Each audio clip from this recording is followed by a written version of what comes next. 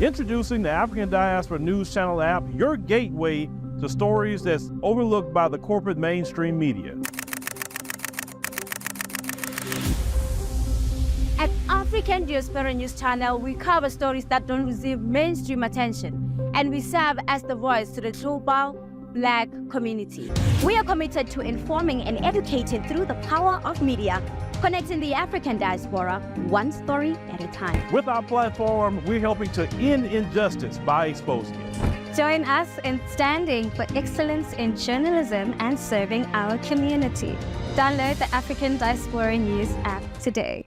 This is Odion. I'm reporting for the African Diaspora News Channel, reporting from Nigeria. Now, across the globe, millions of lives hang in the balance because Trump's administration's decision to post U.S.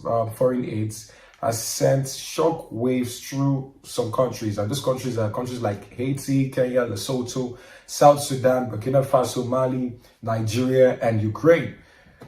These nations are now at risk of running out of life-saving HIV treatments. And this is a crisis that, if care is not taken, it can undo decades of progress in the fight against HIV and AIDS. Now, the World Health Organization, W.H.O, has sounded the alarm that if these treatments run out, would see over 10 million new HIV cases and 3 million HIV-related deaths. Has led shutting down of many clinics, laying off of thousands of health workers. All this means that we expect to see new infections rising. UNAIDS has estimated that we may be having 2,000 new infections every day. Now, this is not just statistics, it is a human tragedy. Families are going to be torn apart, communities are going to be devastated, and the generation will be set back for about 20 years of progress. Now, the disruptions to HIV programs can also undo 20 years of progress. It can undo 20 years of progress. But the crisis does not stop there. Polio, malaria, tuberculosis, and even measles, they are diseases that are making a comeback in the US, are under threat. WHO Global Measles Network, with over 700 sites worldwide, is at the verge of shutting down. This is a global health emergency, and the consequences will be felt far beyond Africa. Now, how do we remedy this situation? Because the US has been a major contributor to World Health,